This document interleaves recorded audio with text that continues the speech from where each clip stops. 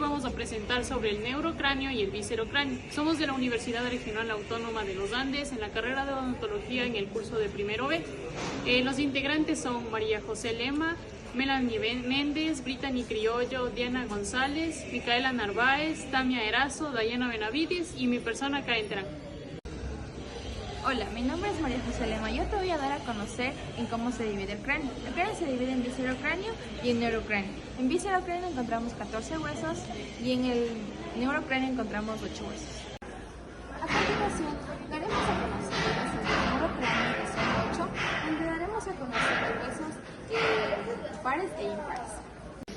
Vamos a empezar hablando sobre el neurocráneo. Como su primer hueso, que es el frontal, voy a dar sus generalidades. Es un hueso impar porque es solo uno, es central porque está ubicado en el centro y es simétrico. Simétrico quiere decir que por la línea media, si la partimos, se nos hacen dos partes, de derecha e izquierda. Eso significa simétrico. Voy a dar su ubicación. Está ubicado en la parte antero-superior del cráneo. ¿Qué significa esto? Significa que está ubicada al frente y hacia atrás del cráneo. Se articula en la parte posterior con los parietales, con el estenoides, específicamente con sus alas mayores y menores, con el etmoides, con el cinemático, con el maxilar y por último con los propios de la nariz. Para estudiar este cráneo debemos de tener 3 bordes y 3 caras. La cara superior, anterior e inferior, al igual que los bordes, ¿no? Anterior, posterior y inferior. Les voy a hablar sobre la cara anterior. Es una parte convexa y lisa. También de abajo hacia arriba tenemos huesos, que es la espina nasal. La espina nasal está articulada con los propios de la nariz. También tenemos otro hueso que es la escotadura nasal. Este igual también está articulada con los huesos de la nariz y con el maxilar. También tenemos la eminencia frontal, o como la conocemos todos, que se llama glabela. Esta se forma mediante la sutura metópica. También tenemos lo que es el arco supraciliar. Este, en cambio, se encuentra en el músculo supraciliar. También tenemos dos partes, la escotadura supraorbitaria, que este pasa por el van supraorbitario. La otra parte es la escotadura frontal. Esta, en cambio, pasa igualmente por el van, pero supraciliar. Bueno, yo les voy a explicar sobre la cara posterior del hueso frontal. Como podemos ver, es convexa, es irregular, lo que quiere decir no es lisa. En la parte inferior encontramos un agujero. Este es el agujero ciego, o denominado mejormente como foramen seco. Es aquí por donde pasa la vena emisaria de Espirilo. Aquí podemos ver dos fosas, las fosas frontales, que son para los glóbulos. Aquí es donde se inserta el cerebro. En la parte medial encontramos una espina, la espina frontal, que es aquí donde le da paso a la voz hacia el cerebro. Voy a indicar sobre la cara inferior del hueso frontal. Aquí es por donde podemos ver el techo de las órbitas. Es por eso que esta posición se le denomina posición orbitonasal. Aquí encontramos lo que son dos fosas orbitarias. Aquí, como podemos ver, hay una estructura de forma de herradura, donde se va a insertar el hueso etmoidal. Es aquí donde se va a formar la cavidad nasal. Aquí podemos observar unas semiceldillas, las semiceldillas frontales, que se van a unir con las semiceldillas etmoidales. En el medio de aquí encontramos lo que es la escotadura etmoidal. Superior de este encontramos una espinita, es la espina nasal, y inferior de la espina nasal es lo que es el borde nasal. Yo les voy a hablar sobre el hueso parietal. El hueso parietal tiene dos partes separadas por la sutura sagital, es cóncavo, y en su borde posterior y una parte del anterior se presenta el hueco parietal, que permite el paso de la vena emisaria. Yo les voy a hablar sobre la parte interna del hueso parietal. La La cara interna es cóncava y más profunda y está más regularmente deprimida en su porción medial, denominada fosa parietal. Está recorrida por surcos vasculares ramificados que se dirigen desde el borde escamoso hacia el borde occipital del hueso. Por estos surcos recurre las ramas de la arteria meningea media y sus venas satelitales. A lo largo del borde sagital se encuentra un surco que se une al hueso parietal del lado opuesto para formar así la sutura sagital superior. Lateralmente este surco presenta unas fositas glandulares analógicas a las del hueso frontal de su ángulo sfenoidal. En parte un saliente oblicuo superior y posteriormente a la cresta silvana que corresponde a la porción posterior del cerebro. Mi nombre es Melanie Méndez y yo le voy a hablar acerca del hueso esmoides. El hueso esmoides es un hueso craneal ubicado en la parte anterior del cráneo, entre los ojos. En el hueso esmoides encontramos sus distintas partes. El primer hueso que vamos a hablar es la lámina perpendicular, que forma de la parte superior del hueso nasal.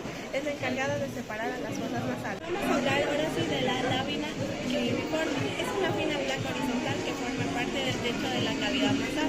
Contiene pequeños agujeros por los cuales pasan los nervios olfatorios. Vamos a hablar también de las masas laterales o laberinto hermoideal. Son estructuras que forman parte del panal, contienen celdas de aire. Estas masas laterales forman parte de las paredes de las cavidades nasales, contribuyen a la formación de órbitas oculares. Ahora vamos a hablar de la cresta gama. Es una lámina vertical la cual se proyecta hacia arriba desde la lámina perpendicular que sirve como punto de fijación para las membranas que cubren el cerebro. Las conchas nasales son medianas del superior e inferior, son proyecciones óseas en las masas laterales que ayudan a aumentar la superficie interna de las fosas nasales y contribuyen a la humidificación y filtración del aire inhalado. Bueno, estas partes del hueso esmoides desempeñan las funciones importantes en la formación de las estructuras faciales y en la regulación del paso del aire y de los estímulos olfatorios. Ahora vamos a hablar de la cresta gama. Es una lámina vertical la cual se proyecta hacia arriba desde la lámina perpendicular que sirve como punto de fijación para las membranas que cubren el cerebro. Las conchas nasales son medianas del superior e inferior, son proyecciones óseas en las masas laterales que ayudan a aumentar la superficie interna de las fosas nasales y contribuyen a la humidificación y filtración del aire inhalado. Bueno, estas partes del hueso esmoides desempeñan las funciones importantes en la formación de las estructuras faciales y en la regulación del paso del aire y de los estímulos olfatorios. Hola, mi nombre es María José Lema. Yo te voy a dar a conocer sobre la base del cráneo, la parte fundamental donde todos los huesos se van a conectar. Bueno, yo te voy a dar a conocer la parte posterior. En la parte posterior nos encontramos con las alas menores, que son esas partes más delgadas en la parte superior, y en la parte inferior nos encontramos con las alas mayores. En las alas mayores nos encontramos aquí con unas láminas mediales y láminas laterales. Mediales porque se encuentran en la línea media y laterales porque se encuentran en la línea, alejados de la línea media. Ya. También tenemos aquí el cuerpo que es cuadrilátero. El cuerpo cuadrilátero está compuesto de dos senos esfenoideales. También nos encontramos aquí con unos forámenes, que es el foramen redondo mayor, que son de las alas mayores, y acá en los conductos. Bueno, acá nos encontramos también con una cresta, que esta cresta se encuentra en las láminas mediales. Estas crestas de aquí nos van a ayudar a insertar los músculos para la masticación. En la parte posterior del esfenoides nos encontramos también con el cuerpo cuadrilátero del esfenoides. En el cuerpo cuadrilátero del esfenoides nos encontramos con una silla turca.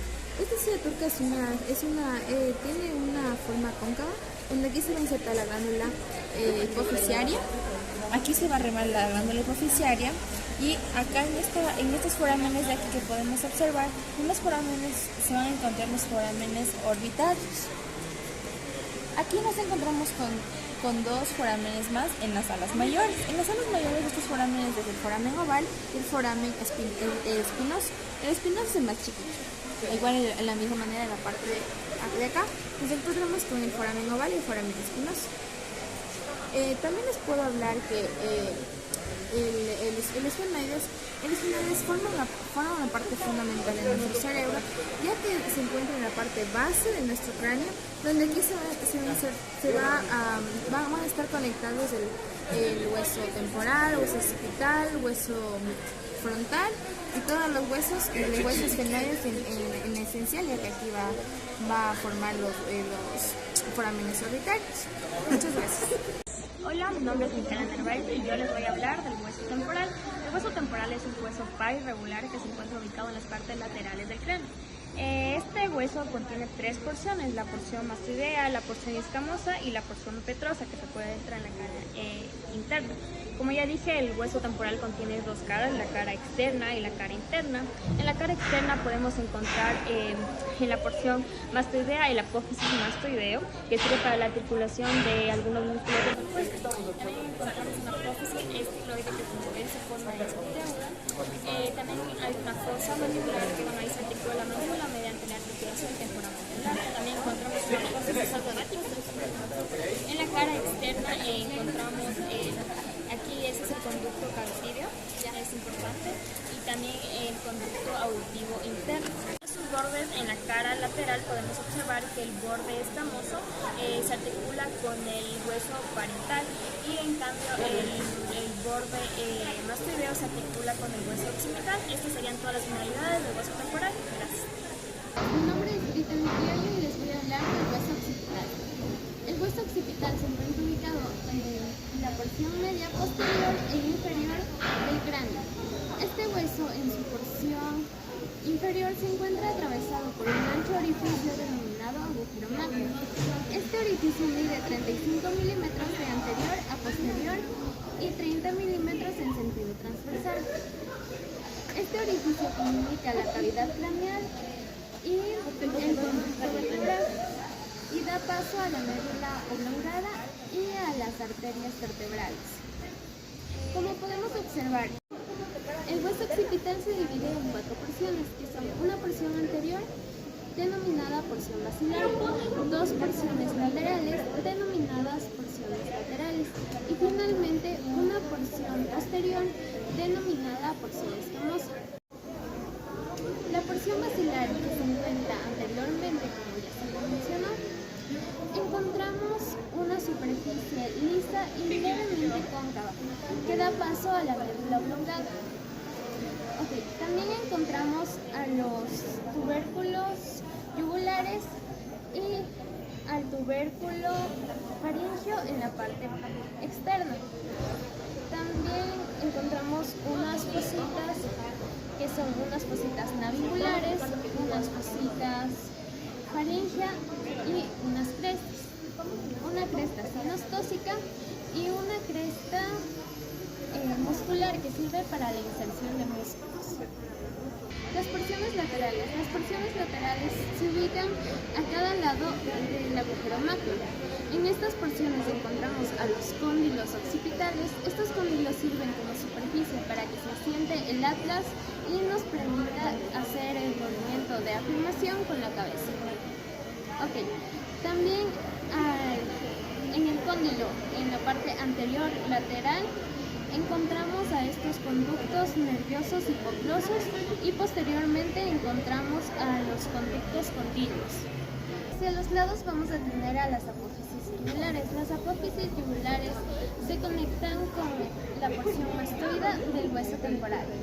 La porción escamosa se encuentra posteriormente del hueso occipital, es plana y ancha. Se pueden distinguir fácilmente tres ángulos, dos ángulos laterales y un ángulo superior.